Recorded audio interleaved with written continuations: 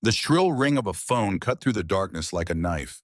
Robert Winters jolted awake, his heart hammering against his ribs as his hand fumbled across the nightstand. The digital clock glowed an accusatory 2:17 a.m. Only emergencies came at this hour. The Italian leather of his executive chair still creased the back of his dress shirt. He'd fallen asleep at his desk again, coming home just to shower and collapse. "Winters," he answered, voice rough with sleep. "Mr. Winters, this is Memorial Hospital." The clinical voice on the other end sent ice through his veins. "Your son Ethan has been admitted in serious condition. You need to come immediately." The world tilted beneath him. "What happened? Is he? The doctors are with you now. Please come quickly." 20 minutes later, Robert's Audi cut through the swirling snow, windshield wipers fighting a losing battle against the relentless winter storm. Streetlights cast eerie yellow pools across the deserted streets as his knuckles whitened on the steering wheel. His mind raced through possibilities, each more terrifying than the last. At 52, Robert Winters had built an empire. Winters Enterprises stood among the Fortune 500. But in this moment, none of that mattered.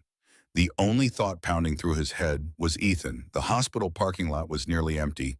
Snow crunched beneath his Italian leather shoes as he sprinted toward the emergency entrance, his breath forming desperate clouds in the frigid air.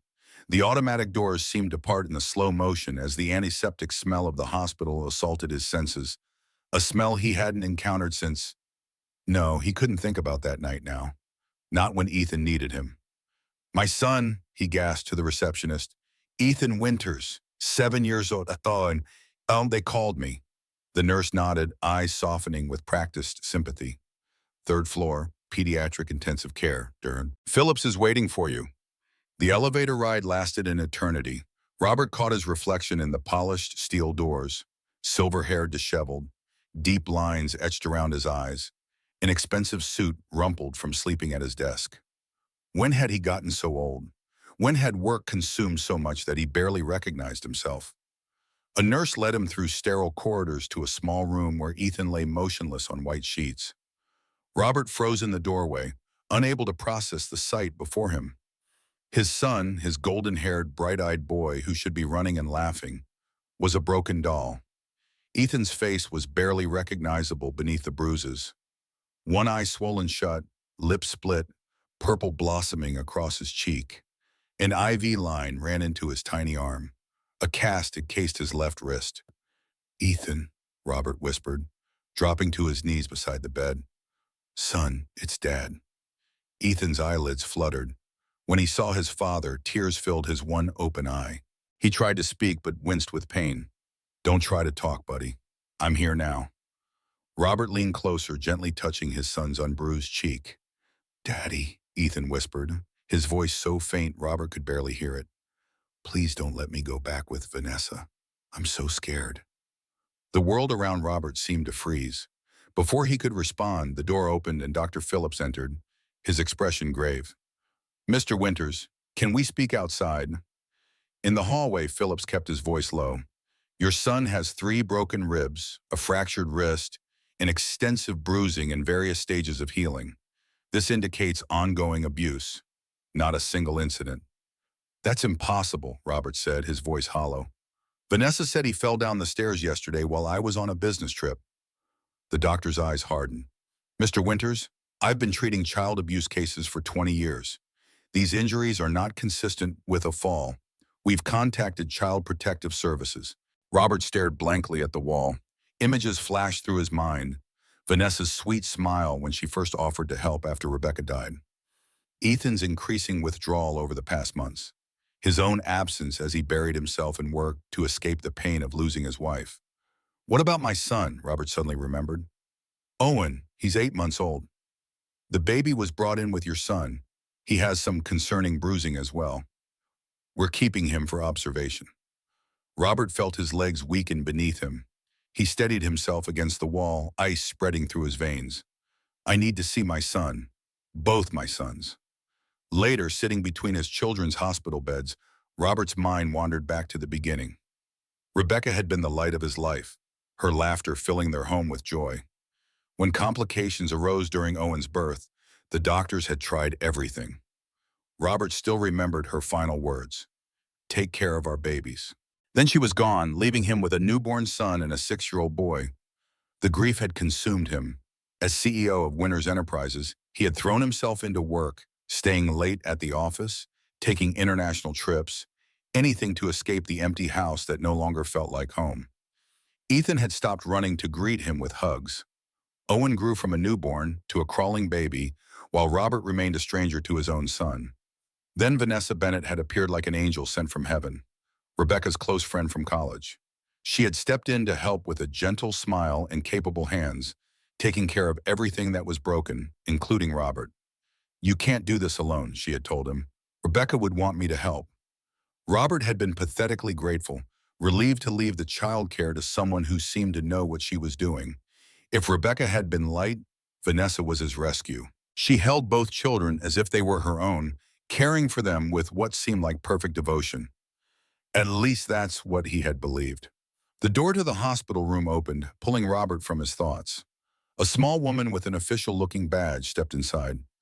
"Mr. Winters, I'm Sarah Chen from Child Protective Services. We need to discuss your children's situation." Robert straightened. "Of course. Can you explain how your son received these injuries?" "I was in Chicago on business. Vanessa called to tell me Ethan had fallen down the stairs. She said she brought him to the hospital immediately." Sarah's expression remained neutral. "According to the medical report, many of these injuries occurred over several weeks. Were you aware of any previous incidents?" "No, Robert stopped, shame washing over him. How many nights had he called home just to say goodnight, not even noticing if Ethan seemed different? How many weekends had he spent at the office while Vanessa took the children to the park?" Sarah pulled out a tablet. "Mr. Winters, I need to be direct. Your prolonged absences while your children were in Miss Bennett's care could be interpreted as neglect. The court takes a dim view of parents who fail to protect their children from abuse." Robert felt his chest tighten. "Are you saying I could lose custody of my children?" "It's a possibility we have to consider. The priority is ensuring Ethan and Owen are safe." She paused, studying him. "You have 72 hours before the preliminary custody hearing. If you want to retain custody, you need to demonstrate that you're prioritizing your children's well-being above all else." Her words hit him like physical blows. 72 hours to prove he deserved to be a father. 72 hours to save the only family he had left. "Where is Miss Bennett now?" "She's being questioned by the police. Given the circumstances, she won't be permitted unsupervised contact with your children until the investigation is complete." After Sarah left, Robert moved to Owen's crib. The baby was awake, blue eyes, Rebecca's eyes, watching him curiously. Robert gently lifted his son, examining his arms. Distinct finger-shaped bruises marked the baby's delicate skin. "What has she done to you?" he whispered, rage building inside him. Owen cooed softly, reaching up to touch his father's face, a face that had been largely absent from the baby's life. The realization cut deeper than any knife. Robert had failed his children in the most fundamental duty of a parent. He had failed to protect them. The worst part was he couldn't even deny Sarah Chen's accusation of neglect. How many bedtime stories had he missed? How many of Ethan's questions had he answered with distracted grunts while checking his email? He had outsourced his responsibility to Vanessa, grateful for the freedom to bury himself in work rather than face his grief. Now his children were paying the price. A noise from Ethan's bed caught his attention. The boy was awake, watching him with his one good eye. "Hey, buddy," Robert said, sitting beside him with Owen in his arms. "How are you feeling?" Ethan glanced nervously at the door. "Is she gone?" "Vanessa, yes, she's not here." Ethan seemed to relax slightly. "She hurts Owen too. When he cries, she squeezes his arms until he stops." Robert felt rage building inside him, hot and dangerous. "Ethan, why didn't you tell me?" Tears filled the boy's eyes. "She said you wouldn't believe me, that you loved her more than us, that you'd send me away if I was bad." Each word was like a knife in Robert's heart. What kind of father was he that his own son believed such lies? That Ethan had suffered in silence rather than come to him? "Listen to Ma," he said, voice breaking with emotion. "I love you and Owen more than anything in this world. I believe you, and I promise Vanessa will never hurt either of you again." The truth of those words settled deep in Robert's soul. For too long, he had been running from his responsibilities, hiding in his work to avoid the pain of Rebecca's absence. No more. His children needed him. Not his money, not his status, but him. A movement at the door caught his attention. Martha Reynolds, his longtime housekeeper, stood there, her weathered face lined with concern. "Mr. Winters, I came as soon as I heard." "Martha, thank you for being here." Robert glanced around. "Have you seen Vanessa?" "Not since the police took her for questioning." Martha approached cautiously, her eyes widening at Ethan's injuries. She reached out a gnarled hand to gently stroke the boy's hair. Ethan leaned into her touch, a gesture of trust that made Robert his heart ache. "Martha, I need to ask you something important. Have you noticed anything strange about Vanessa's behavior with the children when I'm not home?" The housekeeper's hands twisted in her lap. She glanced at Ethan, who had finally fallen asleep under the influence of pain medication. "Mr. Winters, I've wanted to speak to you for some time, but—" She trailed off, looking conflicted. "Please, Martha, I need to know the truth." Martha took a deep breath. "Vanessa changes when you are not around. She's different, strict with the children in a way that goes beyond normal discipline. She locks them in their rooms for hours. Ethan has had many accidents that I never witnessed." "Why didn't you tell me?" Robert demanded, anger flaring. "She threatened me," Martha admitted, her voice barely audible. "Said she would tell you I was stealing if I said anything against her, that I'd lose my job and my reputation. Who would believe an old housekeeper over a charming young woman like her?" Robert felt sick. "What else have you noticed?" "She's obsessed with your finances. I've seen her going through your office when you're away, and the way she speaks to Ethan when you're not listening." Martha shuddered. "It frightens me." As they spoke, Martha reached into her pocket and withdrew a silver object. "Ethan keeps this under his pillow. Says it makes him brave like his grandfather." Robert recognized it immediately, his father's pocket watch, passed down through generations of Winter's men. He had shown it to Ethan once, telling stories of his own father's courage and integrity. "He takes it out when he's afraid," Martha explained, "especially when Vanessa is angry. He says as long as he has this, a part of you is with him, protecting him."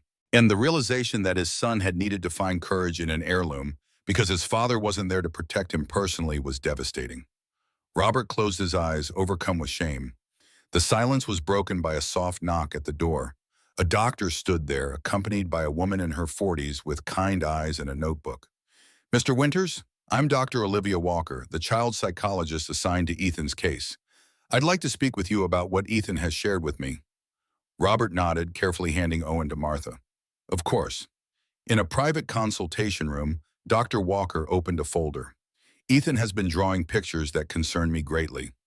She laid several drawings on the table. The childish artwork showed a dark-haired woman standing over a small boy, her face distorted with rage. Another showed the same woman shaking a baby. But it was the third drawing that made Robert's blood run cold. A dark-haired woman putting something in a blonde woman's drink. A pregnant blonde woman. "This is particularly disturbing," Dr. Walker said, pointing to the third drawing. "When I asked Ethan about it, he said this was Vanessa putting medicine in his mommy's tea before Owen was born. He said his mommy got sick after that." Robert stared at the drawing, unable to speak. Was it possible? Could Vanessa have had something to do with Rebecca's death? "Children often express through art what they can't verbalize," Dr. Walker continued. "Ethan may have witnessed something without understanding its significance at the time." Before Robert could respond, his phone rang. It was his attorney, Michael Cohen. "Michael, I need your help. My children are in danger, and I could lose custody of them." "Slow down. Tell me everything." Robert explained the situation while Dr. Walker discreetly left the room. "This won't be easy, Robert," Michael said when he had finished. "Family courts favor the status quo. If you've been an absent father while Vanessa has been the primary caregiver, the judge might view her as more essential to the children's stability. But she's abusing them, which we need to prove. Testimony from a 7-year-old can be challenged. We need hard evidence." "How do I get that?" "She's too smart to leave a paper trail. Start recording everything. Set up cameras if you can do it discreetly. Document any suspicious behavior." "And Robert," Michael paused, "be careful. If she's as manipulative as you say, she'll fight back when cornered." After hanging up, Robert sat in the darkness of the consultation room, contemplating his next move. The weight of his failures pressed down on him, but alongside it grew a fierce determination. He would not fail his children again. Whatever it took, he would protect them. When Robert returned to the hospital room, he found an unexpected visitor. Vanessa Bennett stood beside Ethan's bed, a concerned expression on her face. At 35, she was strikingly beautiful, with dark hair and wide blue eyes that now filled with tears as she stroked Ethan's hair. The boy was completely still, eyes closed, pretending to be asleep. Robert recognized the defensive strategy immediately. Ethan was afraid. "Robert, thank God you're here." Vanessa rushed to him, her face a mask of concern. "They're saying terrible things. The police questioned me for hours. They're acting like I hurt Ethan, but you know I would never." Robert studied her, seeing her clearly perhaps for the first time. Had there always been that calculation behind her tears, that coldness beneath the warmth? "The doctors say his injuries aren't consistent with a fall, Vanessa." Her expression faltered momentarily before recovering. "Doctors can be wrong. You know how active Ethan is. He's always climbing, jumping off things. I've told you before he takes risks." Martha stood rigid in the corner, holding Owen protectively. The old woman's eyes never left Vanessa, watching her like one would a venomous snake. "Ms. Chen from CPS says I could lose custody." Robert kept his voice even, watching for her reaction. Panic flashed across Vanessa's face. "That's ridiculous. We'll fight this together, Robert. I'll testify on your behalf. Tell them what a wonderful father you are. Are you aware CPS is investigating you as well?" Vanessa's smile froze. "Me? That's absurd. I've done nothing but care for these children as if they were my own. Since Rebecca died—" "Don't." The word came out sharper than Robert intended. "Don't speak her name." Vanessa blinked, taken aback by his tone. "Robert, I know you are upset, but we need to present a united front. For the children's sake." Dr. Phillips appeared at the doorway. "Mr. Winters, Detective Ramirez would like to speak with you." In the hallway, the detective was direct. "We've been looking into Miss Bennett's background, and there are inconsistencies. For one thing, Vanessa Bennett doesn't appear in any records prior to 5 years ago." Robert frowned. "What are you saying?" "We believe she may be using an alias. We're investigating possible connections to similar cases in other states." Robert's mind reeled. Who was this woman he had trusted with his children, with his home, with his heart? "There's something else," Ramirez continued. "We found digitalis in Ms. Bennett's purse, a heart medication that, in large doses, can cause heart failure that resembles natural causes." The implication hung in the air. Rebecca had died of heart failure following complications from childbirth. "I need to call the medical examiner about your late wife's case," Ramirez said quietly, "and I recommend you don't leave your children alone with Ms. Bennett under any circumstances." When Robert returned to the room, Vanessa was sitting beside Ethan, speaking to him in low tones. She looked up with a smile that didn't reach her eyes.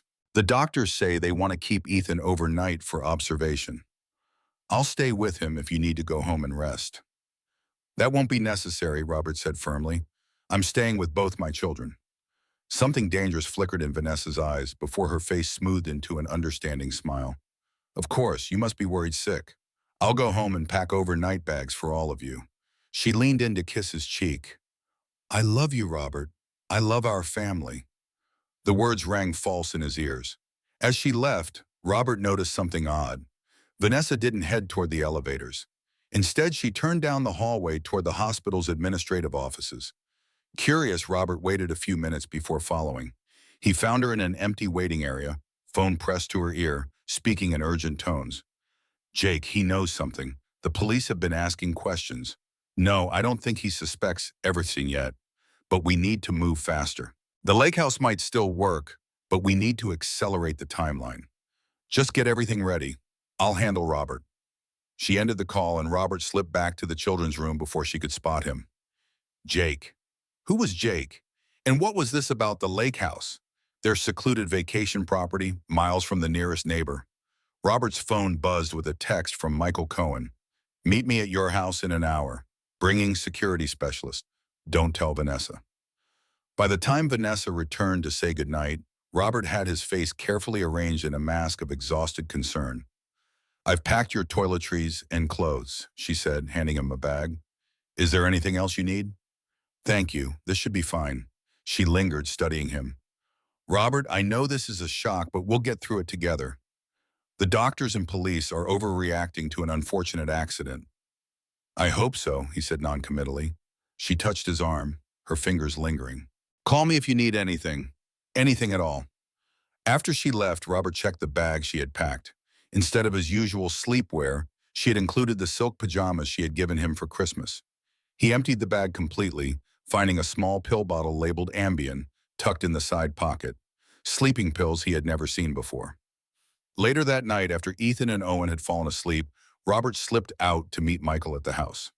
The security specialist Michael had brought installed hidden cameras throughout the common areas and provided Robert with a small recording device to carry.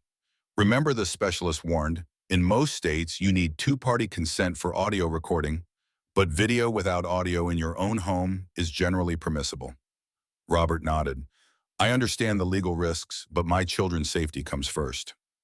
When he returned to the hospital before dawn, Martha was still awake, keeping vigil beside the children. "She came back," Martha whispered. "After you left. She said she forgot to give you something, but when she saw you weren't here, she just stood watching the children sleep for almost 10 minutes. Then she checked their medical charts." Robert felt a chill run down his spine. Did anyone stop her? A nurse came in eventually and asked her to leave. "Mr. Winters," Martha hesitated. "There's something else. Last month I found a strange document in Vanessa's dresser when I was putting away laundry. It looked like a life insurance policy. On you for $5 million. The next morning, Robert woke stiff from sleeping in the chair beside Ethan's bed. His son was still asleep, his bruised face peaceful in repose. Owen gurgled softly in his crib, batting at a hanging mobile.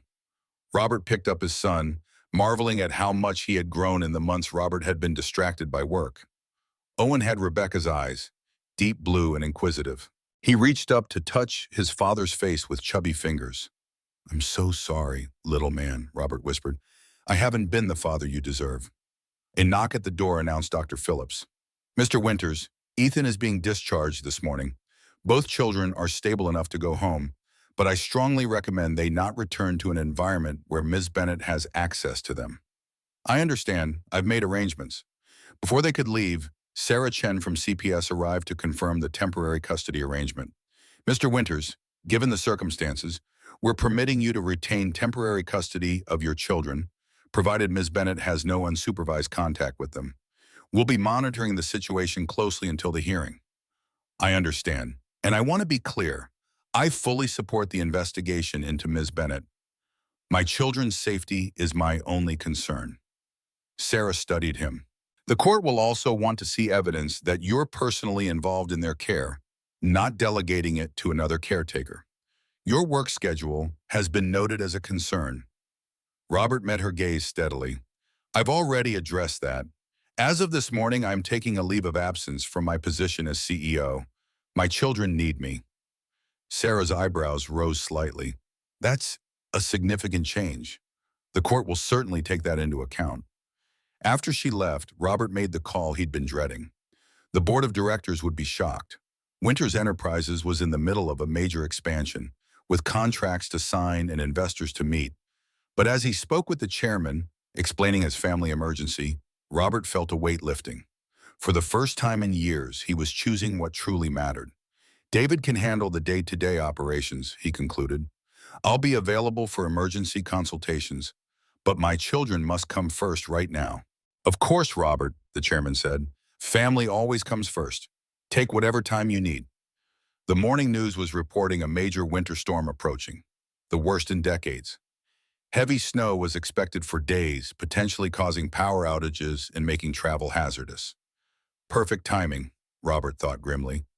When they arrived home, Vanessa was waiting, a breakfast spread laid out on the dining table. "Welcome home," she said brightly. "I made pancakes, Ethan's favorite. I thought it might cheer him up." "That's thoughtful." Robert settled Owen into his high chair, watching how Ethan instinctively moved to stay on the opposite side of the table from Vanessa. "I'm going to stay home today," Robert announced casually.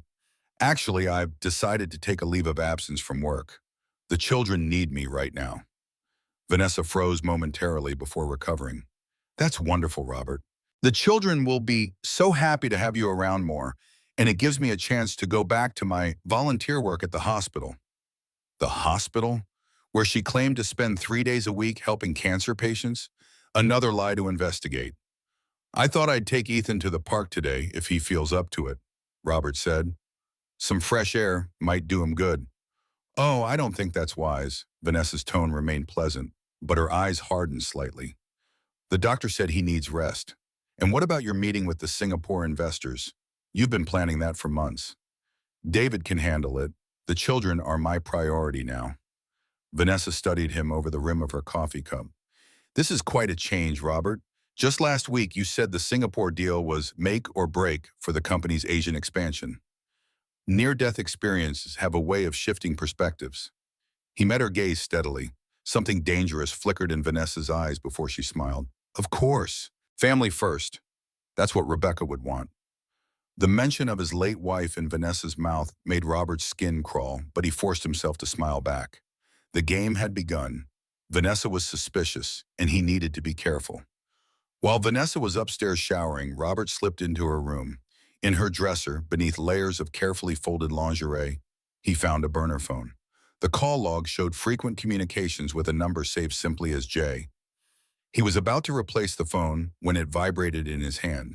A text message appeared on the screen. Time running out. Winter's suspicious. Need to accelerate plans. Robert felt a chill run down his spine. Vanessa wasn't working alone. He quickly photographed the message and returned the phone to its hiding place.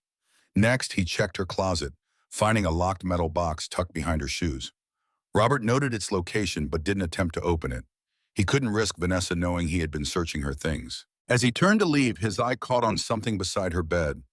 Rebecca's silver watch, an heirloom passed down through her family. Robert distinctly remembered placing it in Rebecca's jewelry box after her funeral. How had Vanessa gotten it? He picked up the watch, turning it over. The inscription on the back read, "To Rebecca, my North Star, love always, Robert." Hearing the shower turn off, Robert quickly replaced the watch and left the room, his mind racing. Vanessa had been systematically inserting herself into every aspect of his life, replacing Rebecca piece by piece. But why? What was her endgame? The answer came with sickening clarity as he recalled the text message. Need to accelerate plans. This wasn't just about abusing his children or even stealing from him. Something far more sinister was at work. Later that morning, Robert made another crucial call to his brother Jason. Jason, we need to talk in person today. What's up, big brother? You sound tense. It's about the children. Something's happened. Meet me at Riverside Cafe at noon. Sure thing. Everything okay? No, Robert said truthfully. Nothing is okay. After ending the call, Robert contacted his bank, insurance company, and attorney, making various adjustments to his accounts and changing his will. By the time he finished, it was nearly noon. I have a meeting, and he told Vanessa. Should be back in a couple of hours. A meeting? I thought you were taking time off. Her smile remained, but suspicion darkened her eyes. Just tying up loose ends with Jason. Nothing important. As Robert drove through the thickening snow to meet his brother, he wondered how deep this conspiracy ran. Was Jason involved? The text had mentioned accelerating plans, and Jason was the one person besides his children who would benefit financially from Robert's death. The thought that his own brother might be plotting against him was almost too painful to contemplate. Yet it would explain so much, including how Vanessa had so conveniently appeared in their lives after Rebecca's death. The Riverside Cafe was nearly deserted due to the worsening storm. Robert arrived early, selected a table with a good view of the entrance, and activated the recording device in his pocket. Whatever Jason revealed, Robert would be ready. When Jason walked in, brushing snow from his coat, Robert steeled himself for the performance of his life. His brother's life, and possibly his own, depended on convincing Jason that he suspected nothing. The game was on. The Riverside Cafe sat like an island in a sea of white. Snow collected on the window ledges, transforming the view outside into a blurred watercolor of grays and whites. Jason Winters was 10 minutes late, typical for Robert's younger brother, who had never quite grasped the value of punctuality or responsibility. Robert adjusted the recording device beneath his coat, heart hammering against his ribs. The weight of suspicion pressed down on him like a physical force, his own brother. The thought still seemed impossible, yet the evidence was mounting.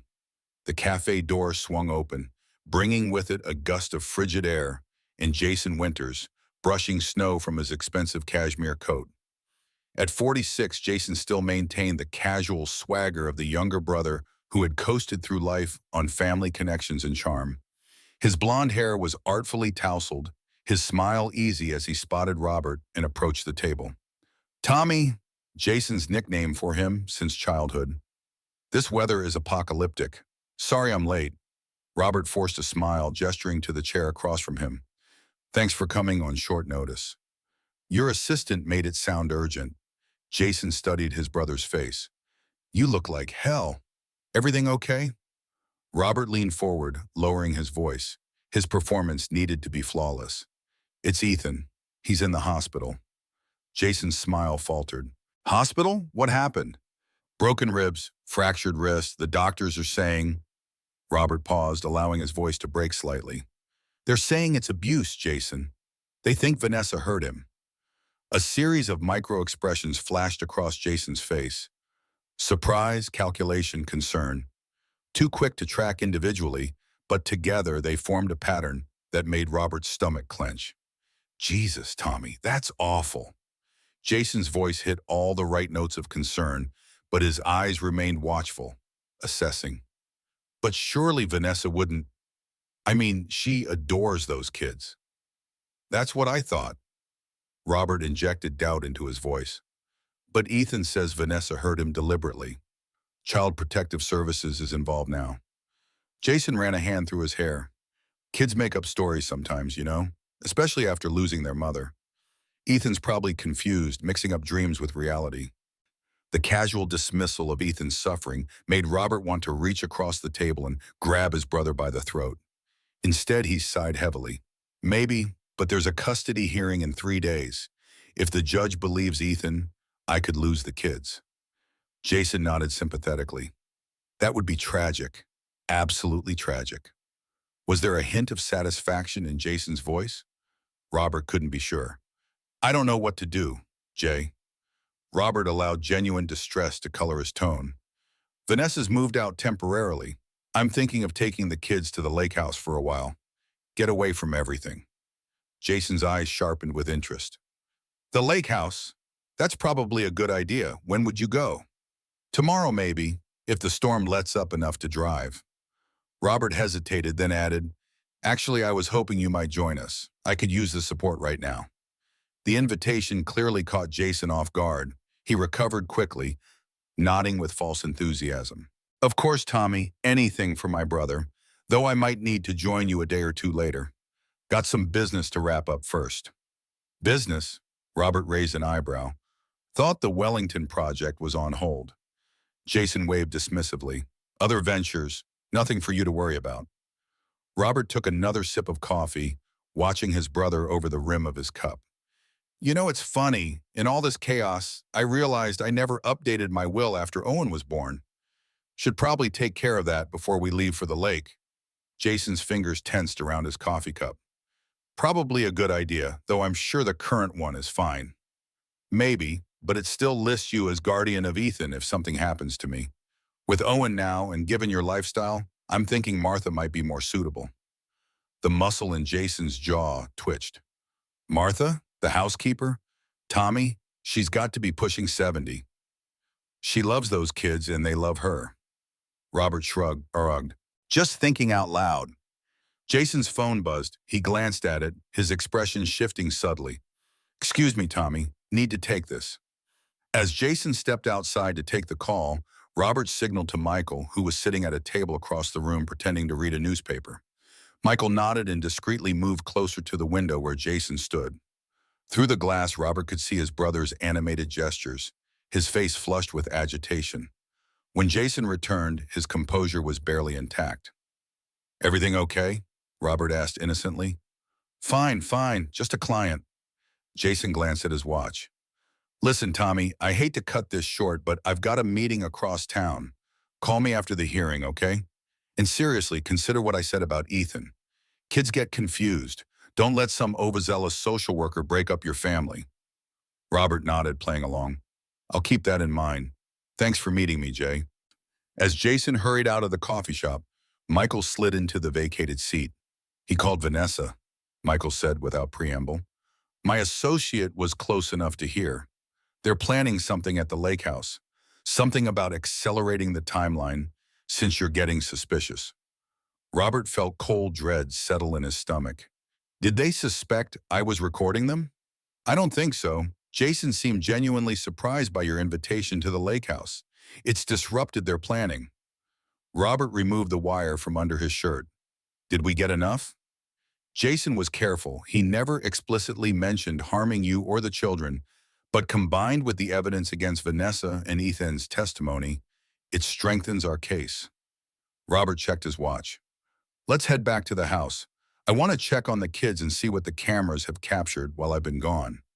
The drive home was tense, Robert's mind racing with scenarios. How far would Vanessa and Jason go? What was their ultimate plan?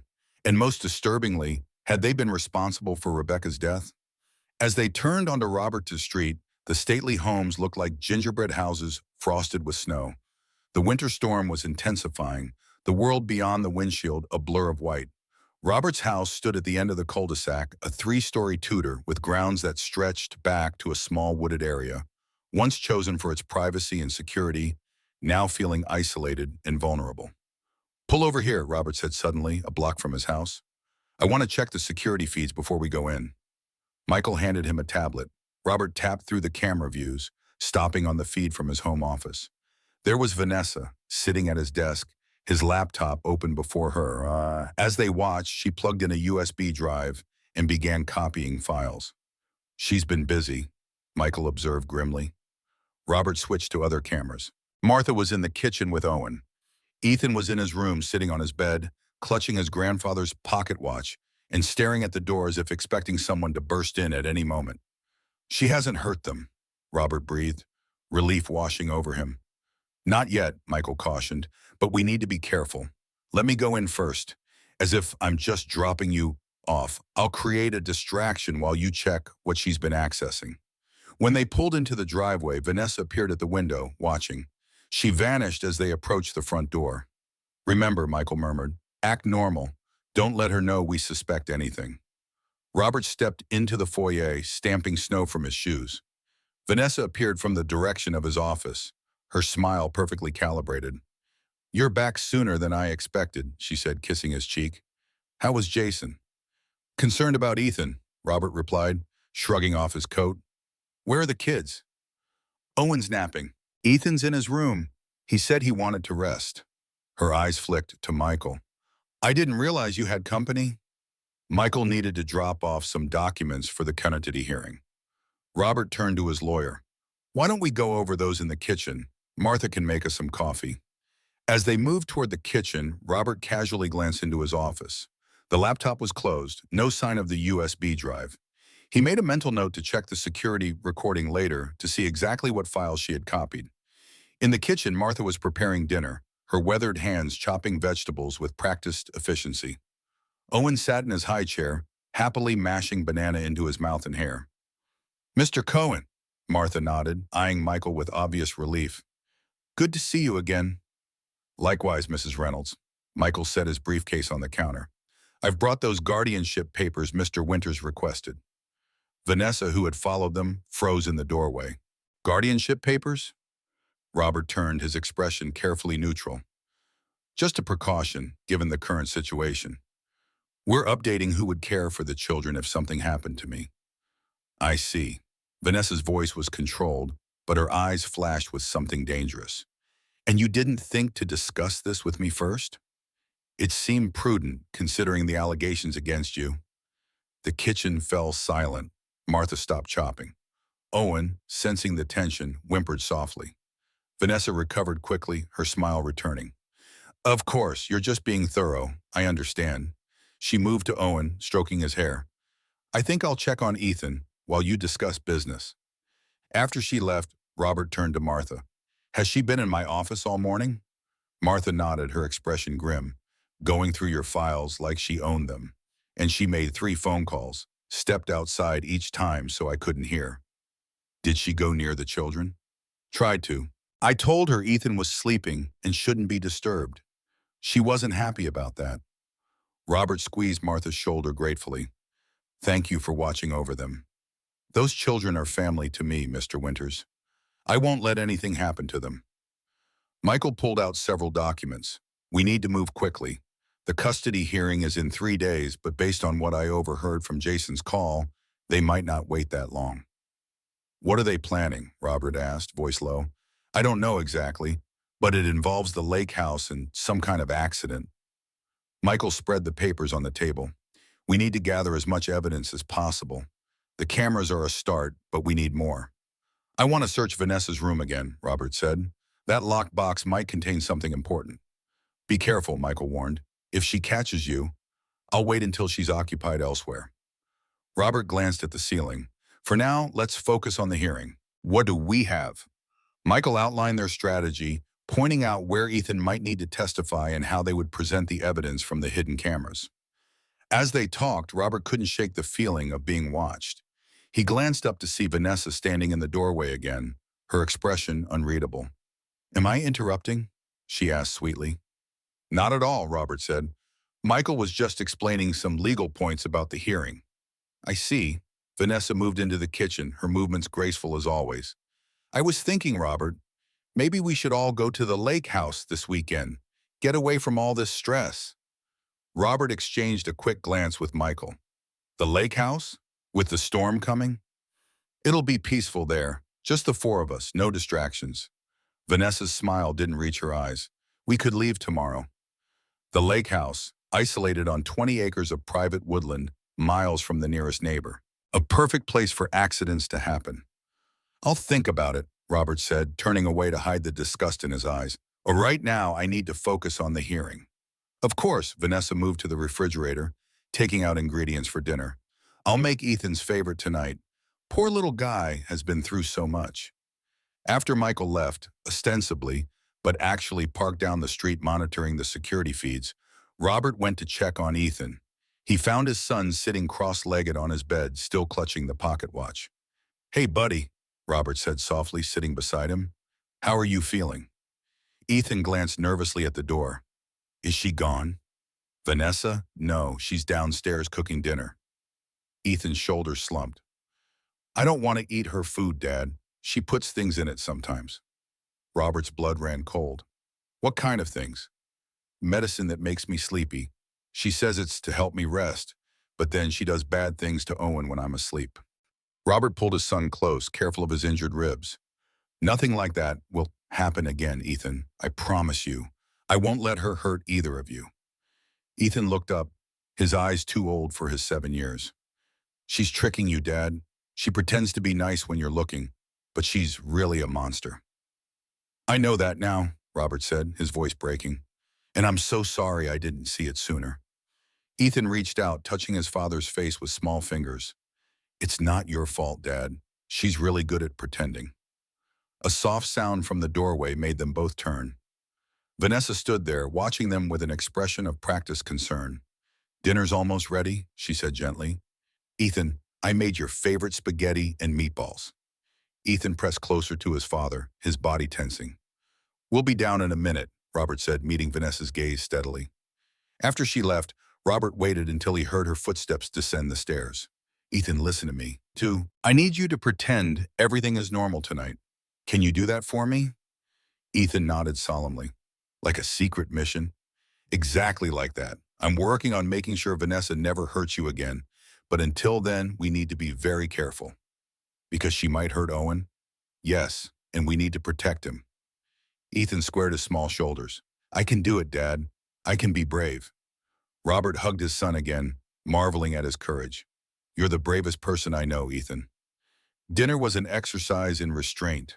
Robert watched as Vanessa played the role of caring girlfriend perfectly, serving food, asking about Ethan's pain level, cooing over Owen's attempts to feed himself.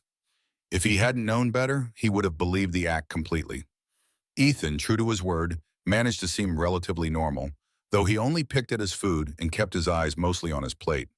When Vanessa wasn't looking, Robert switched their plates, just to be safe. After dinner, while Vanessa was bathing Owen, Robert seized the opportunity to search her room again. The locked box in her closet was his target. Using a pick set Michael had provided, he managed to open it after several tense minutes. Inside, he found multiple passports under different names, all with Vanessa's photo. Rebecca Thompson, Jennifer White, Elizabeth Palmer, birth certificates, social security cards, driver's licenses, an entire arsenal of false identities. Beneath these, a small vial with a handwritten label, Digitalis. Robert's blood ran cold. He'd read enough about the drug to know what it could do. In high doses, it caused heart failure that could mimic natural causes. Heart failure like what had killed Rebecca. Hands shaking, he photographed everything, then carefully relocked the box and returned it to its hiding place. As he turned to leave, his foot bumped something under the bed, a shoebox, partially concealed by the dust ruffle. Robert pulled it out. Inside were dozens of photographs, newspaper clippings, and handwritten notes. The photos showed Vanessa or Rebecca, or whatever her real name was, with different men, wealthy men judging by their clothes and surroundings. One photo in particular caught his eye, Vanessa standing beside an elderly man in a wheelchair. The caption on the back read, Harold and Nurse Rebecca, 2018. Robert recognized the name, Harold Winfield, a tech millionaire who had died of a stroke 4 years ago. A newspaper clipping provided the rest of the story. Tech millionaire's nurse inherits millions. Family contests will. The accompanying photo showed a courtroom scene with a woman who was unmistakably Vanessa, though with different hair and makeup. Robert heard the water draining from the bathtub upstairs. Quickly, he photographed the contents of the box, then slid it back under the bed. He was halfway to the door when Vanessa's phone, left charging on the nightstand, lit up with a text. Against his better judgment, Robert glanced at the screen. Flight booked for Friday, after Lake House. Don't forget insurance papers. Jay, Friday, 2 days away. Whatever they were planning would happen at the lake house, and soon. Robert slipped out of the room, heart pounding, and hurried to his own bedroom to text Michael the latest developments. The next morning dawned gray and threatening, the predicted storm gathering strength. Robert woke early, having barely slept. The weight of what he had discovered, what Vanessa and Jason had done, and were planning to do, pressed down on him like a physical force. He found Vanessa already in the kitchen, preparing breakfast. She wore a simple sweater and jeans, her dark hair pulled back in a ponytail, the very picture of casual domesticity. It was chilling how easily she shifted between identities. Good morning, she said brightly. I made your favorite omelet. Thanks. Robert accepted his plate, watching as she moved around the kitchen with practiced ease. How many other homes had she infiltrated like this? How many other families had she destroyed? I've been thinking about what you said, he ventured, about the lake house. Vanessa paused, trying to hide her sudden interest. Oh? Maybe you're right. It might be good for us to get away. Focus on being a family again. Really? She couldn't quite mask her eagerness. When were you thinking? Tomorrow? The storm is supposed to clear by then. Vanessa smiled, the predatory gleam in her eyes barely concealed. Perfect. I'll start packing today. After breakfast, Robert went to his office, ostensibly to work, but actually to review the security footage from the previous day. He watched as Vanessa systematically copied his financial documents, searched his emails, and photographed his will. In one particularly disturbing clip, she stood over Owen's crib while the baby slept, just staring down at him with an expression devoid of any warmth or affection. A soft knock at his door interrupted his viewing. It was Martha, her face lined with concern. Mr. Winters, there's something you should see. She led him to Ethan's room. His son was sitting at his small desk, drawing intently. When Robert entered, Ethan quickly covered his artwork with his arm. It's okay, Ethan, Martha said gently. Show your father what you've been drawing. Hesitantly, Ethan moved his arm. The drawing showed a dark-haired woman putting something in a cup, while a blonde woman, clearly pregnant, sat nearby. A man who looked like Jason stood in the background, watching. Can you tell me about this picture, Ethan? Robert asked, his voice barely steady. Ethan glanced at Martha, who nodded encouragingly. It's from before Owen was born, he said softly. When Mom was really big with him in her tummy, Vanessa came over a lot to help, but she wasn't nice like she pretended. What was she doing in this picture? Robert prompted, though he already knew the answer. Putting the bad medicine in Mom's tea. Ethan's voice dropped to a whisper. I saw her do it when Mom went to the bathroom. She took something out of her purse and put it in the cup. Mom got sick that night. Her heart was hurting her. Robert's own heart seemed to stop. Did you tell anyone what you saw? Ethan shook his head, tears filling his eyes. I tried to tell Mom, but she said Vanessa was her friend and would never do that. And after Mom died, Vanessa said if I told anyone, she would hurt Owen. She said no one would believe me anyway because I'm just a kid. Robert gathered his son in his arms, his own tears threatening. I believe you, Ethan, and I promise you, Vanessa will pay for what she did to Mom. After Ethan calmed down, Robert called Dr. Walker, the child psychologist. She arrived within the hour, gently interviewing Ethan and examining his drawings.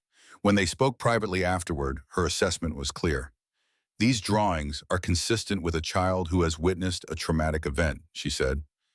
The details are too specific to be fabrication, especially given Ethan's age. He's depicting something he actually saw. The poisoning of his mother, Robert said flatly. Dr. Walker nodded grimly. Children often express through art what they can't verbalize.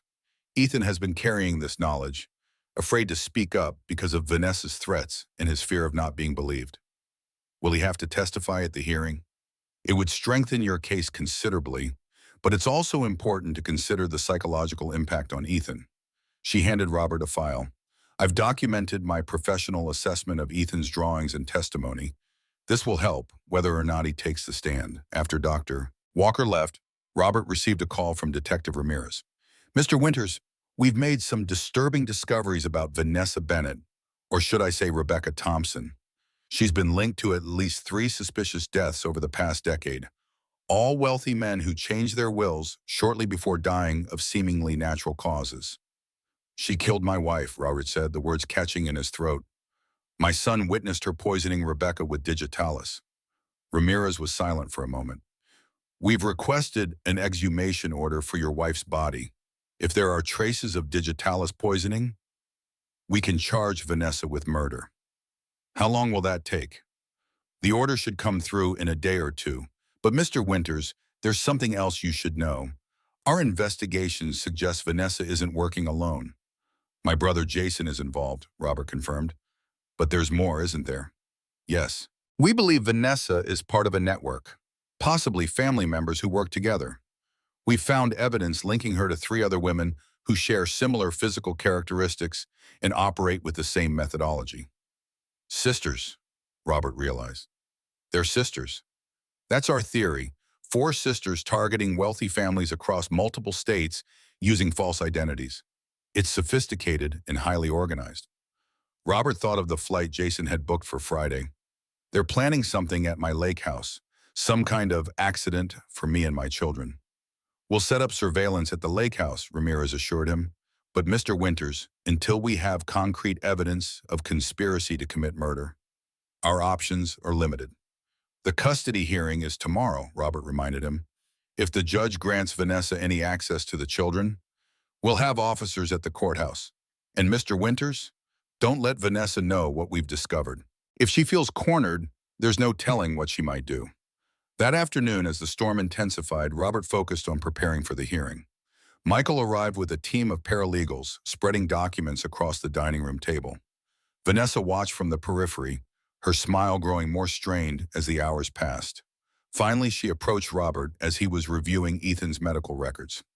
What's all this? She asked, gesturing to the stacks of papers. Preparation for tomorrow's hearing, Robert replied without looking up. You're really going through with this? Her voice took on a harder edge. After everything I've done for this family? Robert met her gaze. The evidence is clear, Vanessa, or should I call you Rebecca? Her face paled slightly, but she recovered quickly. I don't know what you're talking about. I think you do. Robert pulled out a copy of one of the passports he'd photographed. Rebecca Thompson, Elizabeth Palmer, Jennifer White. How many names have you used over the years? How many families have you destroyed? For a moment, Vanessa seemed genuinely shocked, her mask slipping to reveal the calculation beneath. Then she laughed, a cold sound that raised goosebumps on Robert's arms. "You've been busy," she said, her voice different now, harder, with none of the warmth she usually affected. "But you're not as clever as you think." "I know what you did to Rebecca," Robert said, his voice low but intense. "Ethan saw you poison her tea. He's been carrying that knowledge for years, too afraid to speak up." "The imaginings of a disturbed child," Vanessa dismissed. "No judge will believe him over me." "The medical examiner might. We've requested an exhumation order for Rebecca's body." That hit home. Real fear flashed in Vanessa's eyes before she controlled it. "You have no proof of anything," she said, her voice steady again. "Only the word of a 7-year-old boy and circumstantial evidence. If you pursue this, Robert, you'll regret it." "Are you threatening me?" "I'm giving you a choice." Vanessa leaned closer. "Drop the custody hearing. Tell the authorities there was a misunderstanding. We go to the lake house tomorrow as planned, a happy family getting away from the stress. Or, or what? Or I will make sure you never see your children again." Her voice was soft, almost gentle, but her eyes were glacial. "One phone call, Robert. That's all it takes to set certain things in motion. Things that can't be undone." Robert felt a chill that had nothing to do with the winter storm raging outside. "You would hurt innocent children? Your best friend's children?" Something like regret flickered across Vanessa's face. "It didn't have to be this way. If you had just fallen for me like you were supposed to, none of this would have been necessary. Rebecca was never right for you. Too soft, too conventional. I could have given you so much more." "Rebecca was my wife," Robert said, voice steady despite his fury. "The mother of my children, the love of my life. You were never going to replace her." Vanessa's expression hardened. "You have until midnight to make your decision. Cancel the hearing or face the consequences." She turned and walked away, leaving Robert shaken. He immediately texted Michael and Detective Ramirez, updating them on Vanessa's ultimatum. Then he went to check on the children. Ethan was in his room, sitting on the window seat, watching the snowfall. His Captain Brave teddy bear, a gift from Rebecca before she died, was clutched tightly in his arms. Robert had forgotten about the bear, a well-loved toy that had been Ethan's constant companion since he was 4. "Dad?" Ethan looked up as Robert entered. "Is everything okay? You look scared." Robert tried to smile reassuringly. "Just a little worried about the hearing tomorrow, but it's going to be fine." Ethan hugged his bear tighter. "Captain Brave says we need to be strong, like real soldiers." Robert sat beside his son, noticing something odd about the teddy bear. One of its eyes seemed to glint in the light, more like glass than the plastic button it should have been. "That's good advice," Robert said, studying the toy more carefully. There was a small seam in the back of the bear's head that hadn't been there before, almost invisible unless you were looking for it. "Captain Brave is very wise." Ethan nodded solemnly. "He sees at everything, even when people think he's not watching. That's his superpower." A chill ran down Robert's spine as he realized what his son was telling him. Somehow, Ethan had placed a camera in his teddy bear. But how and when? As if reading his thoughts, Ethan whispered, "Dr. Walker gave him special eyes. She said it would help keep us safe." The child psychologist had given Ethan a camera-equipped bear. Robert felt a surge of gratitude toward the woman who had taken his son's fears seriously enough to provide this protection. "That was very smart of Dr. Walker," Robert said quietly, "and very brave of you to help her." Ethan's small chest puffed up with pride. "I'm not scared anymore, Dad. Well, maybe a little, but Grandpa's watch helps me be brave, and so does Captain Brave. And now you're home all the time, so the monsters can't get us." Robert hugged his son, careful of his injured ribs. "That's right, buddy. Dad's not going anywhere. And tomorrow, we're going to make sure the monsters never hurt anyone again."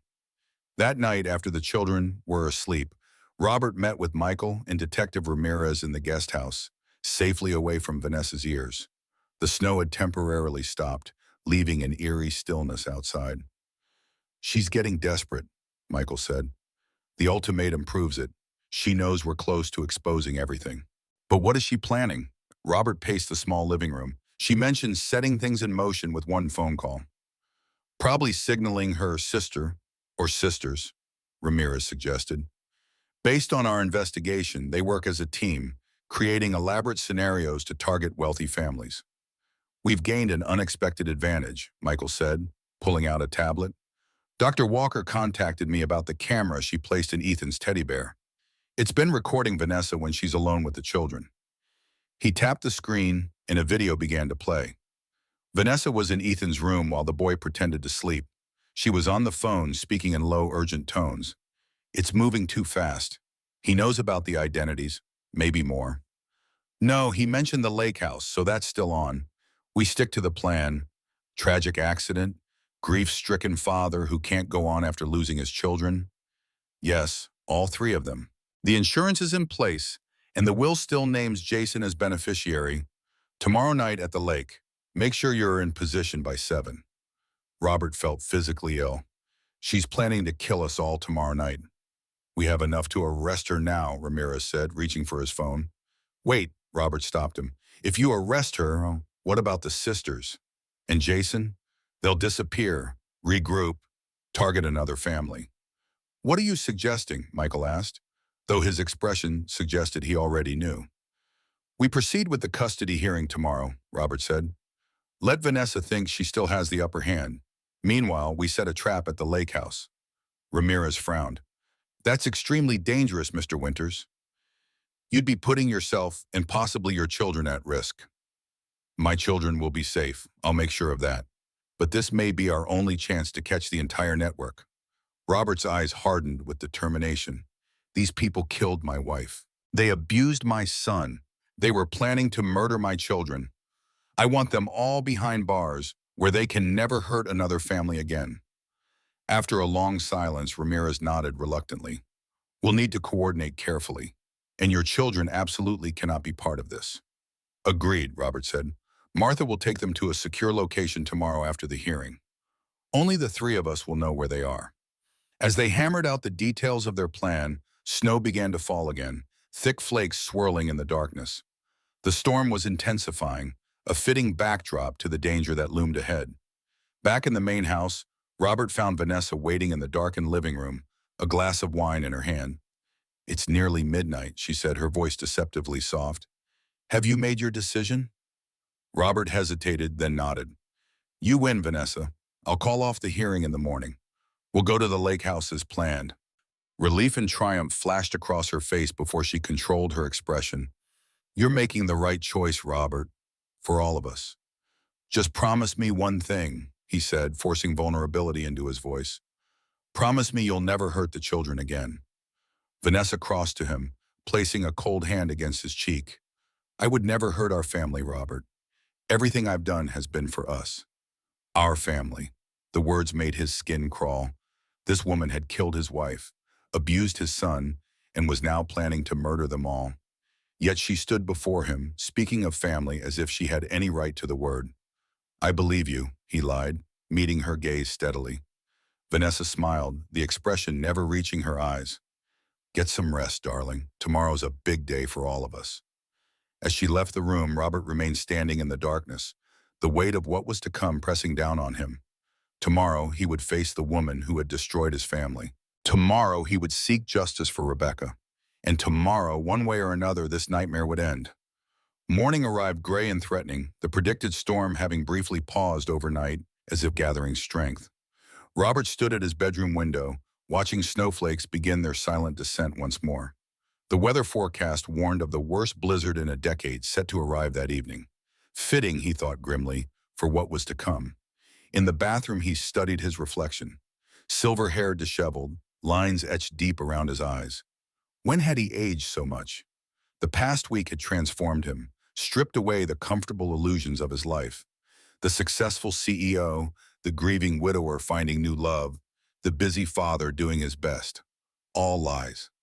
The truth was far simpler and more painful. He had failed his family in the most fundamental way. Today he would begin to make it right. Downstairs, Vanessa was already in the kitchen, preparing breakfast with practiced domesticity. She looked up as he entered, her smile perfectly calibrated. "Good morning, I made your favorite. Belgian waffles with fresh berries." Her voice was warm honey, no trace of last night's cold ultimatum. "The children aren't up yet." "I'll wake them," Robert said, accepting the coffee she offered. Their fingers brushed, and he forced himself not to recoil. "Have you called to cancel the hearing?" Vanessa asked, her tone casual, but her eyes sharp with calculation. "Not yet. I'll do it after breakfast." Something flickered across her face, doubt, suspicion, but she masked it quickly. "Don't forget, we need to leave for the lake house by noon to beat the worst of the storm." "I remember." Robert sipped his coffee, watching her over the rim. Had she poisoned this too? He set it down untouched. Upstairs, he found Ethan already awake, sitting cross-legged on his bed, with Captain Brave clutched tightly to his chest. The boy's eyes were solemn, too old for his 7 years. "Today's the hearing, right, Dad?" he asked quietly. Robert sat beside him, the bed dipping under his weight. "Yes, but there's been a change of plan." He lowered his voice to a whisper. "We're going to pretend I canceled it. Vanessa thinks we're going to the lake house instead." Ethan's eyes widened. "Is this part of the secret mission?" "Exactly." Robert squeezed his son's shoulder gently. "But I need you to be very brave today. You might have to tell the judge what Vanessa did to you and Owen, what you saw her do to Mom." Fear flickered across the boy's face, then resolved into determination. He touched the silver pocket watch beside him. "I can do it, Dad, for Mom." "That's my boy." Robert hugged him carefully, mindful of his healing ribs. "Remember, until we leave for court, we have to pretend everything is normal. Can you do that?" Ethan nodded solemnly. "I'm good at pretending. I had to do it a lot when she was being mean." The simple statement cut through Robert like a blade. How many times had his son masked his fear, put on a brave face, while suffering in silence? How many opportunities had Robert missed to see the truth? "Not anymore, but he promised. No more pretending after today." Martha was already in Owen's room, the baby gurgling happily as she changed him. The elderly housekeeper looked up as Robert entered, her weathered face set with determination. "Everything's prepared for today, Mr. Winters," she said quietly. "I've packed a bag for the children as you requested." "Thank you, Martha." Robert picked up Owen, inhaling the sweet baby smell of him. "You remember what to do after the hearing?" "Yes, sir. Take the children directly to the safe house. No detours, no phones, no contact with anyone except you, Mr. Cohen, or Detective Ramirez." "And if I don't call by midnight?" Her eyes hardened with resolve. "Then I follow the emergency protocol." Robert nodded, grateful beyond words for this woman who had become family. "Let's hope it doesn't come to that." Breakfast was an exercise in deception. Robert forced himself to eat the waffles Vanessa had prepared, to engage in casual conversation about the lake house, to smile and nod at appropriate intervals. Ethan, true to his word, played his part perfectly, keeping his eyes down, speaking only when spoken to, exactly how he normally behaved around Vanessa. "I've been thinking," Robert said as they finished eating, "maybe we should invite Jason to join us at the lake. He always cheers Ethan up." Vanessa's fork paused halfway to her mouth. "Jason? I thought you wanted family time." "Jason is family," Robert replied evenly, watching her reaction. "Besides, he called earlier asking about Ethan, seemed genuinely concerned." "Of course." Vanessa recovered quickly, her smile returning. "That's a lovely idea. Though with the storm coming, he might not make it up until tomorrow." "I'll call him anyway." Robert stood, kissing the top of Ethan's head. "I need to make a few work calls too. Then we'll get ready to leave." In his office, door locked, Robert called Michael. "Everything set?" he asked, voice low. "Judge Harrison will see us at 11, Michael confirmed. "Ramirez has officers in place. Martha and the children will be taken to the safe house immediately afterward." "And the lake house?" "Surveillance team is setting up now. If Vanessa or Jason make a move, we'll know." "What about the sisters?" Michael hesitated. "That's the wild card. We don't know which one is helping her or where she might be. But Ramirez has officers watching all roads to the lake." "It's not enough," Robert said, staring out at the falling snow. "These women have been doing this for years. They're careful, methodical. If they suspect a trap, one step at a time, Robert. First the hearing, then the lake house. We'll get them all, I promise. After hanging up, Robert sat at his desk, head in his hands. The plan had so many variables, so many things that could go wrong.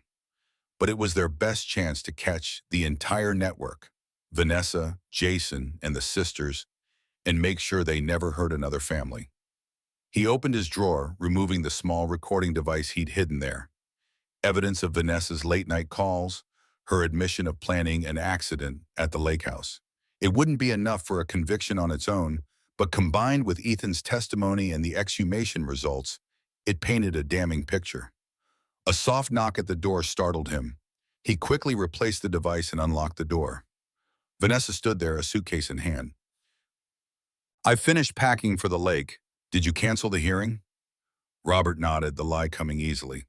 "All taken care of." The judge was surprisingly understanding. Relief washed over her face. "Wonderful. We'll put all this unpleasantness behind us and be a family again." "That's all I want," Robert said, meeting her gaze steadily. The irony of speaking truth wrapped in lies wasn't lost on him. At 10:30, while Vanessa was upstairs finishing her packing, Robert gathered Ethan, Owen, and Martha in the kitchen. "It's time," he said quietly. "Martha, bring the car around back. Ethan, get your coat and Captain Brave. I'll get Owen ready." As they moved with practiced efficiency, the result of hours spent planning, Robert's phone rang. The caller ID showed Detective Ramirez. "We may have a problem," Ramirez said without preamble. "One of our officers spotted a woman matching the description of Vanessa's possible sister entering a hotel near the courthouse. She checked in under the name Victoria Bennett." Victoria. Robert's blood ran cold. "That's too close to be coincidence." "Exactly. We're watching her, but if she's anything like Vanessa, she won't make a move until it serves her purpose," Robert finished. "Keep me updated." He hung up as Ethan returned, bundled in his winter coat, Captain Brave tucked securely under one arm. The boy's face was solemn but determined. "Ready, Dad?" Robert knelt to his son's level. "Remember what we talked about? No matter what happens in that courtroom, I'm proud of you. You're the bravest person I know." Ethan's small chest puffed up slightly. A man's true strength isn't in his muscles, but in doing what's right even when he's afraid. He recited the words as if they were scripture. Robert blinked in surprise. "Where did you hear that?" "Grandpa told me, before he died, when I was scared of the dark." Robert's throat tightened. His father, gone 5 years now, still teaching his grandson courage when it mattered most. They were almost to the back door when Vanessa's voice cut through the silence. "Going somewhere?" She stood at the kitchen entrance, arms crossed, eyes cold with suspicion. Gone was the warm, nurturing mask she had worn all morning. This was the real Vanessa, calculating, dangerous. "Just taking the kids for hot chocolate before we leave," Robert lied smoothly. "They're getting restless." "With suitcases?"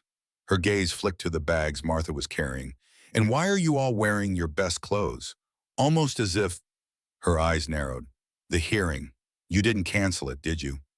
"Vanessa," Robert began, but she cut him off with a laugh that held no humor. "I should have known. You're too sentimental, Robert, too obsessed with justice." She shook her head as if disappointed in a child. "I gave you a chance. I offered you a way out." Her hand slipped into her pocket, emerging with her phone. "One call, remember? That's all it takes." "Don't," Robert warned, instinctively moving to shield Ethan and Owen. Vanessa's smile was cold as she pressed a button. Too late. For several long seconds, nothing happened. Then, with a suddenness that made them all jump, the power went out. The kitchen plunged into gray semi-darkness, the only light coming from the snow-reflected daylight through the windows. "What did you do?" Robert demanded, clutching Owen tighter. "Just evening the odds," Vanessa replied calmly. "Did you really think I wouldn't have contingency plans, Robert? Me, of all people?" Outside, Martha's car engine started. Relief washed through Robert. Martha had made it out with the emergency bag. Now, if he could just get the children to... The back door burst open, admitting a swirl of snowflakes and a woman who could have been Vanessa's twin. Same height, similar features, though her hair was blonde where Vanessa's was dark. She held a gun with practiced ease. "Victoria, I presume," Robert said, feeling Ethan press against his leg in terror. The woman smiled, the expression chillingly similar to Vanessa's. "Hello, Robert. I've heard so much about you." "You're late," Vanessa said sharply. "Unavoidable. The storm is getting worse." Victoria's eyes scanned the kitchen, landing on the children. These must be the famous Winters boys. My, they do look like their mother. The casual mention of Rebecca from this stranger's lips sent a surge of rage through Robert. "What do you want?" "Originally, your money, your company, your life," Vanessa answered, moving to stand beside her sister. "Now, just to disappear cleanly. You've complicated things considerably." "The judge is expecting us," Robert warned. "If we don't appear—" "You won't appear?" Victoria interrupted. "In about 2 minutes, the police will receive reports of your car skidding off the road in this terrible storm. By the time they realize it's a false alarm, we'll be long gone." Robert's mind raced. Martha was outside. She would call for help. The hearing was in less than 30 minutes. If he could just stall. "And then what?" he asked. "You can't honestly think you'll get away with kidnapping 2 children in broad daylight." Vanessa's expression softened with something almost like regret. "It didn't have to be this way, Robert. We could have been happy together. You, me, the children, a ready-made family." "You killed their mother," Robert said, his voice low with controlled rage. "A necessary step," Victoria said dismissively. "Rebecca was in the way." Ethan made a small, wounded sound. Robert felt him trembling against his leg. "Enough talking," Vanessa decided. "Victoria, take the baby. I'll handle Robert and Ethan." As Victoria stepped forward, Robert made his move. He lunged sideways, pushing Ethan toward the pantry door. "Run, Ethan, now!" The boy needed no further urging. He bolted for the pantry, which connected to the garage through a service corridor. Victoria swung her gun toward him, but Robert was already moving, throwing himself at her. They collided with bone-jarring force, the gun discharging into the ceiling as they crashed to the floor. Owen wailed in Robert's arms, terrified by the noise. Victoria struggled beneath him, surprisingly strong for her size. Behind them, Vanessa was already pursuing Ethan. "Go after the boy," Victoria shouted. "I'll handle this one." Robert scrambled to his feet, Owen clutched protectively against his chest. He had to reach Ethan before Vanessa did. The pantry door hung open, revealing the dark corridor beyond. He plunged into it just as Victoria fired again, the bullet splintering the doorframe beside his head. The service corridor was pitch black with the power out. Robert felt his way along the wall, moving as fast as he dared with Owen in his arms. Ahead, he could hear the sounds of pursuit. Vanessa's quick footsteps, Ethan's labored breathing. The boy was still recovering from his injuries. He couldn't outrun an adult for long. Robert emerged into the garage just in time to see Vanessa grab Ethan by the collar of his coat. The boy twisted, fought, but she was too strong. "Let him go, you!" Robert roared, startling Owen into a fresh bout of wailing. Vanessa spun, dragging Ethan with her. "Stay back, Robert. Don't make this harder than it needs to be." "Daddy!" Ethan cried, still struggling.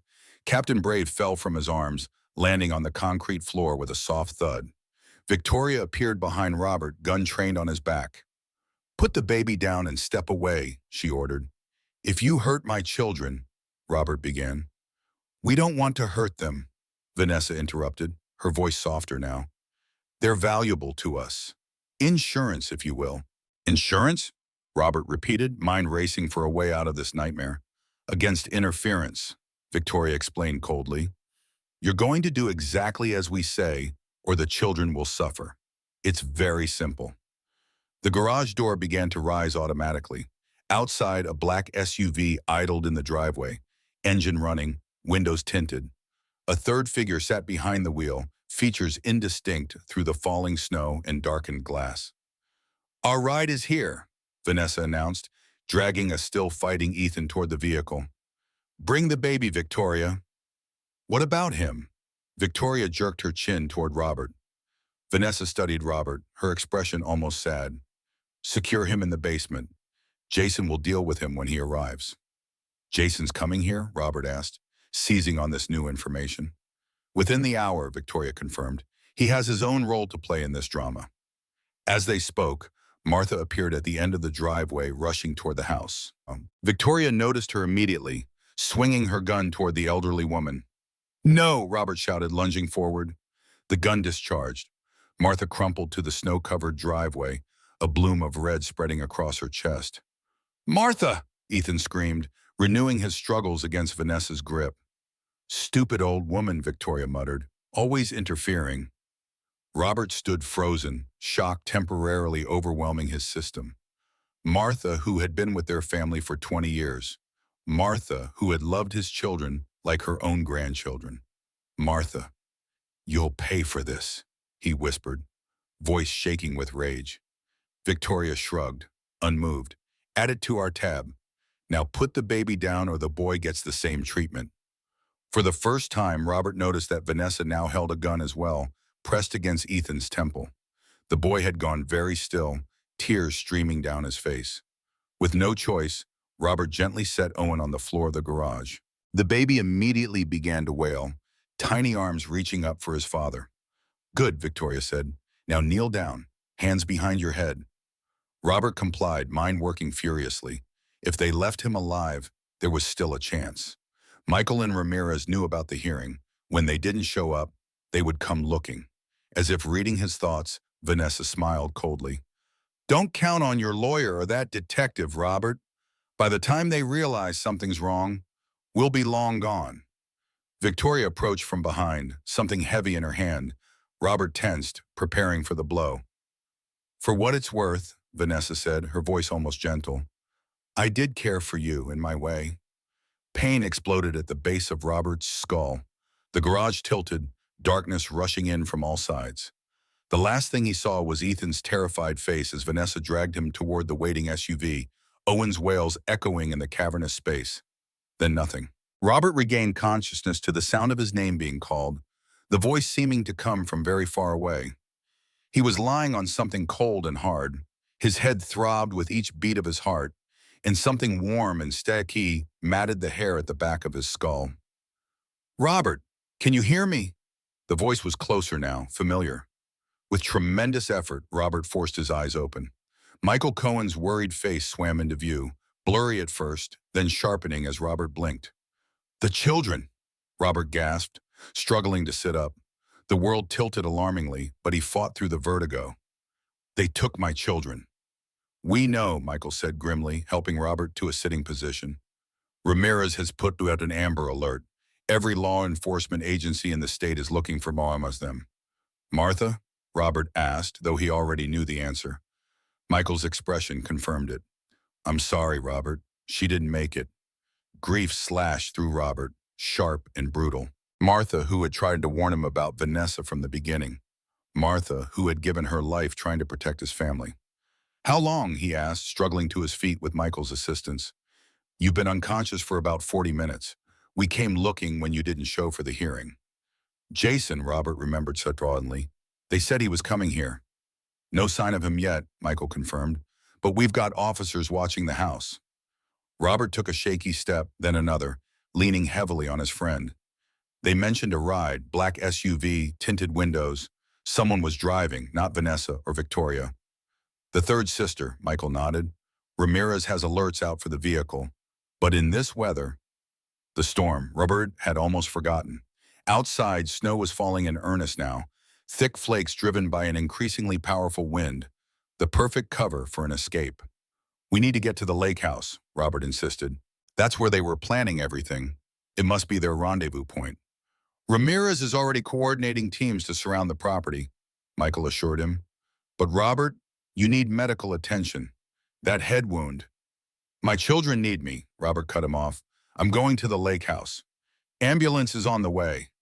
"No time," Robert interrupted again, more forcefully. "Every minute we wait, they get further away. They're planning to disappear, Michael, with my children." Before Michael could argue further, Detective Ramirez strode into the garage, phone pressed to his ear. He ended the call when he saw Robert conscious. "Mr. Winters, you should be sitting down." "I've heard all the medical advice I care to," Robert said tersely. "What's the latest on my children?" Ramirez's expression was professionally neutral. Highway patrol spotted an SUV matching the description heading north toward the Lake District, but lost it in the storm.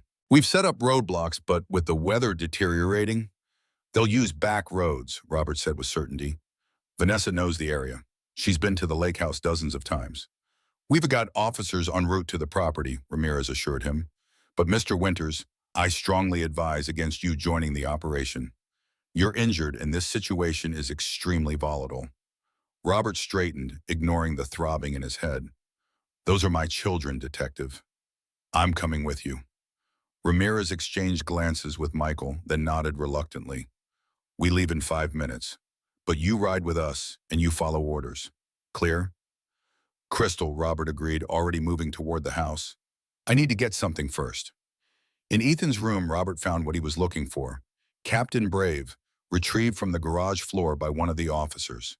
The teddy bear that Dr. Walker had equipped with a hidden camera.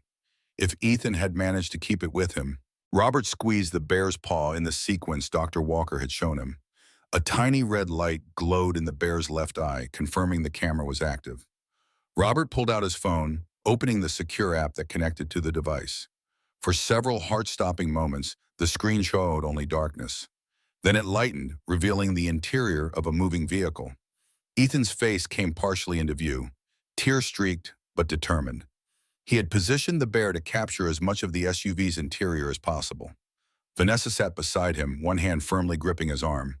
Victoria was in the passenger seat, and a third woman, similar in appearance to both of them, was driving. Owen was secured in a car seat, mercifully asleep. Sure we weren't followed? Vanessa was asking. Positive, the driver replied. This storm is our best friend right now. By the time they organize a search, we'll be over the state line. And Jason? Victoria inquired, checking her watch. He'll meet us at this cabin first, then continue on to the airfield, the driver answered. All according to plan. Except for the old woman, Vanessa muttered. That wasn't necessary, Victoria. Victoria shrugged, unmoved. She saw too much. Besides, one more body won't change our sentences if we're caught. We won't be caught, the driver said firmly. We never are. Robert ended the video, heart pounding. They were heading to the cabin, not the lake house, Jason's cabin, the one he claimed was for hunting but rarely used. Robert had been there only once, years ago. Remote, isolated, accessible only by a private road that wouldn't appear on standard maps. They're going to Jason's cabin, he told Ramirez, showing him the video. Not the lake house. It's about 15 miles further north, deep in the forest. Ramirez immediately relayed the new information to his team, then turned back to Robert. We need to move now, before the storm makes the roads impassable. The drive was harrowing. Snow fell in blinding sheets, the wind howling like a living thing as it pushed against their vehicle. Ramirez drove with grim concentration, the SUV's four-wheel drive struggling for purchase on roads rapidly disappearing under drifts.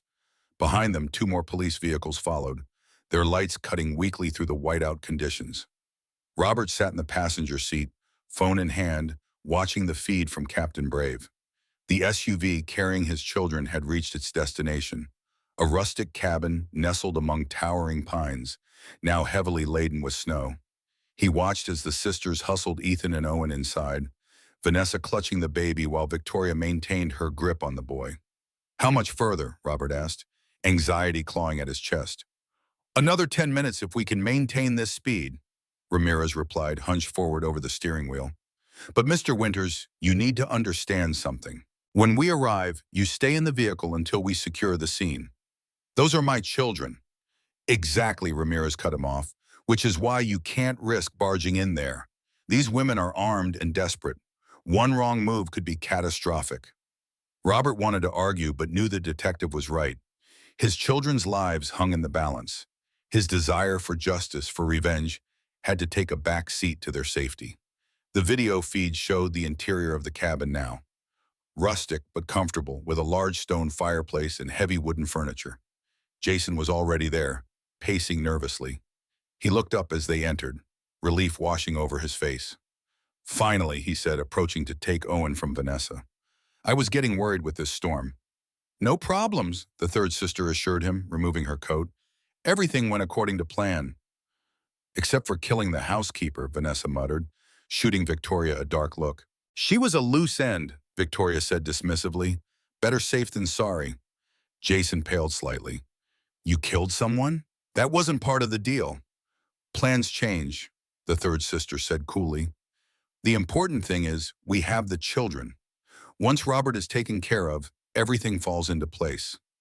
About that, Jason said, not meeting anyone's eyes. Maybe we should reconsider. I mean, he's still my brother. Victoria laughed, the sound brittle in the cabin stillness. Having second thoughts, Jason?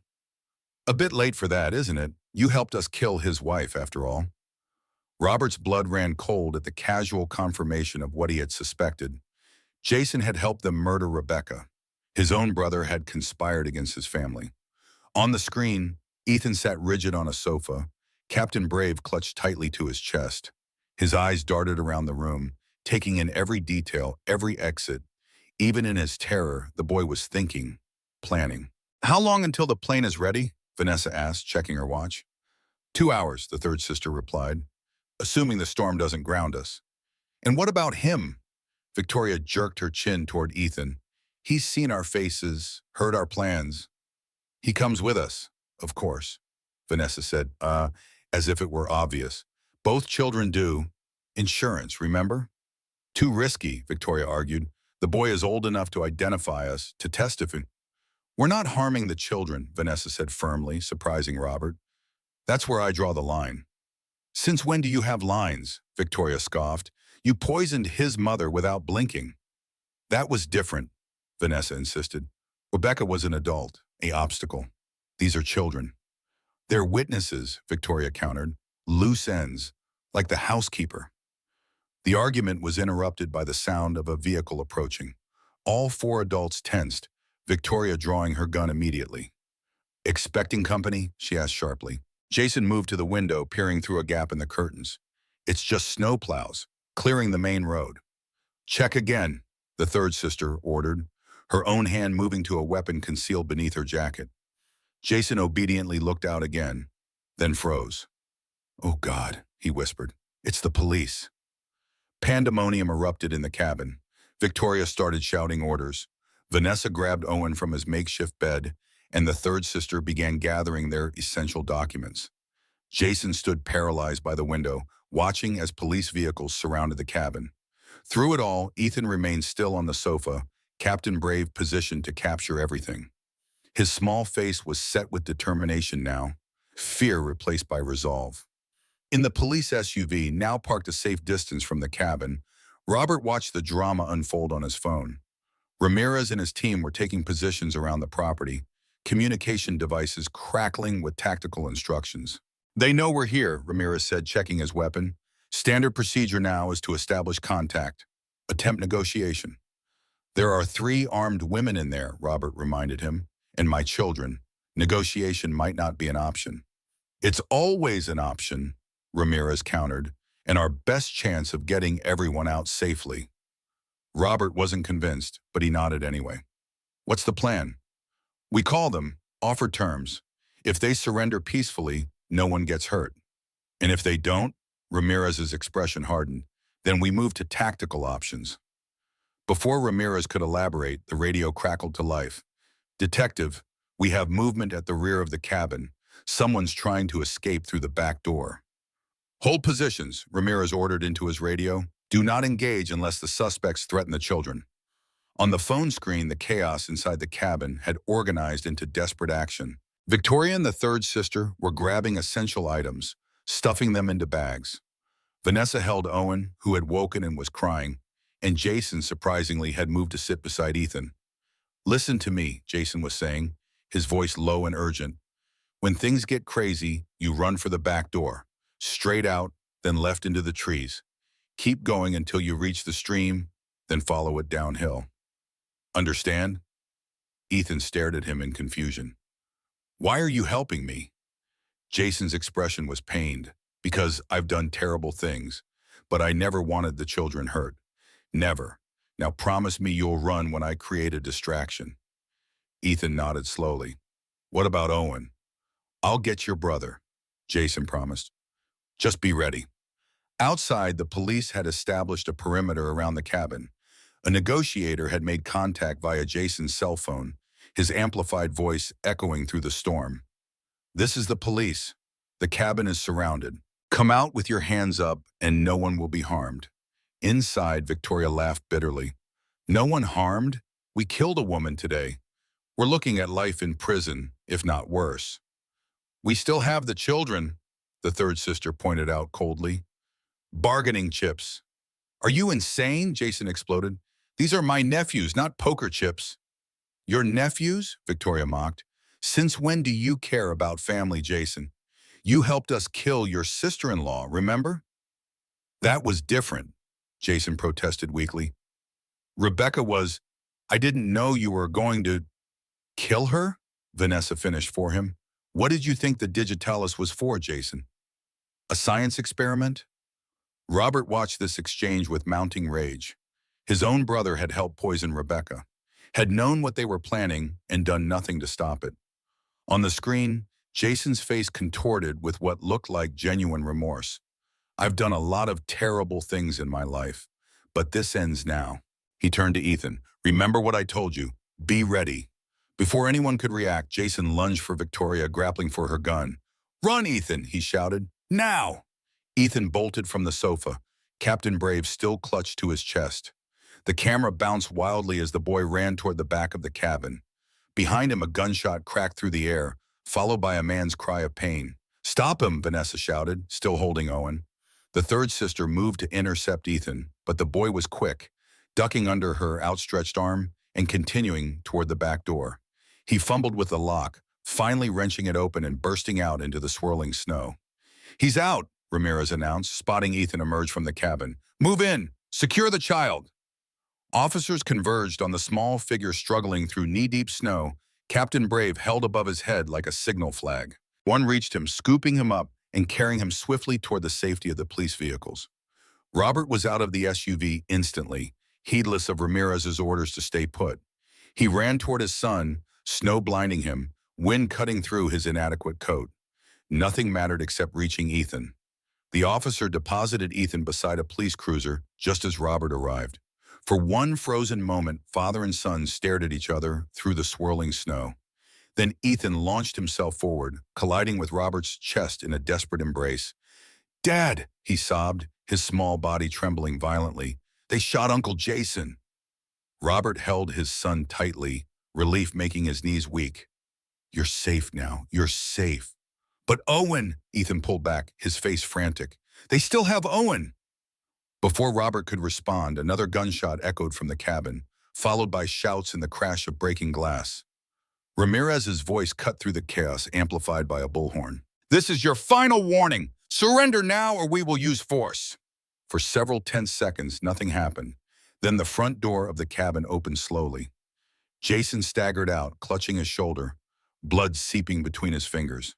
He held Owen awkwardly in his other arm, the baby wailing in terror. "Don't shoot," Jason called weakly. "I have the baby."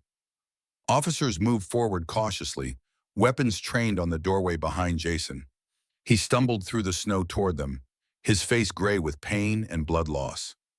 "The women," he gasped as officers reached him, carefully taking Owen. "Still inside, armed." Even as he spoke, more gunshots erupted from within the cabin. The tactical team responded immediately, breaking windows and tossing in flashbang grenades.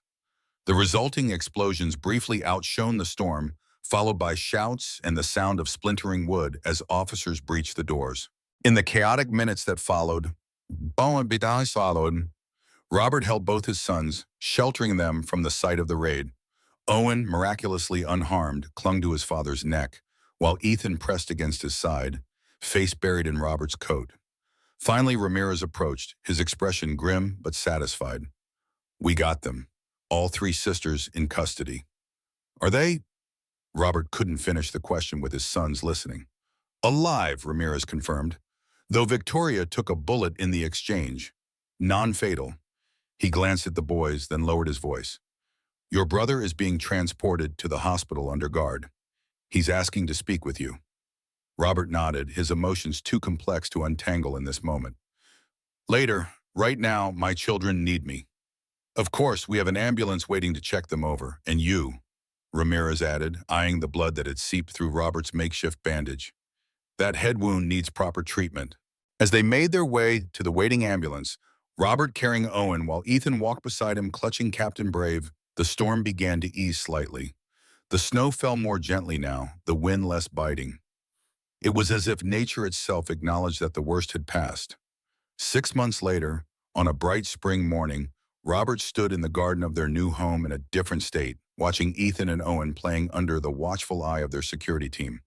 The house was smaller than their previous mansion, but filled with warmth and light, a new beginning for what remained of the Winters family. The trials had concluded the previous month. Vanessa, Victoria, and their sister Amanda had each received multiple life sentences for the murders of Rebecca Winters, Martha Reynolds, and 3 other victims across state lines. Their fourth sister, Elizabeth, had been apprehended trying to flee the country and turn state's evidence in exchange for a reduced sentence. Jason's case had been more complicated.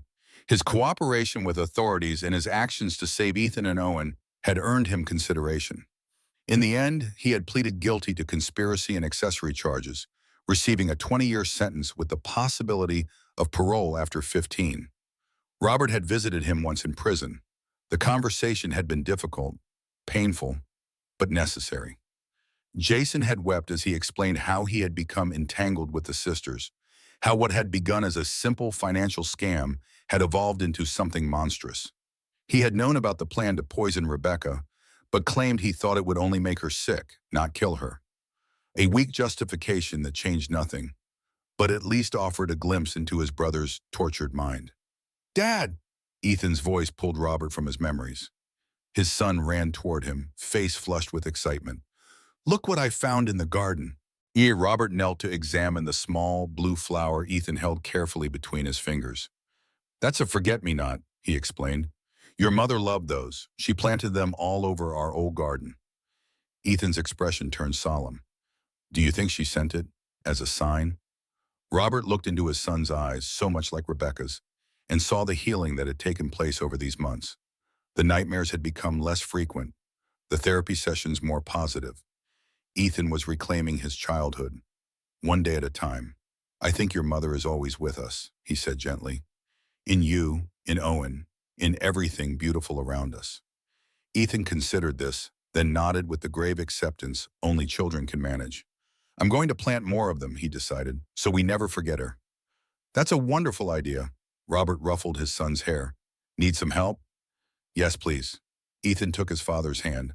"Owen can help too. He likes to dig in the dirt." Robert followed his son back to the garden, where Owen sat happily patting a small mound of soil. The baby looked up at his father's approach, his face lighting with a smile that was pure Rebecca. As they knelt together in the warm earth, planting tiny seeds that would blossom into a living memorial, Robert felt a sense of peace he had thought forever lost. The wounds would never fully heal, the betrayal, the washos, the knowledge of how close he had come to losing everything, but they had begun to close.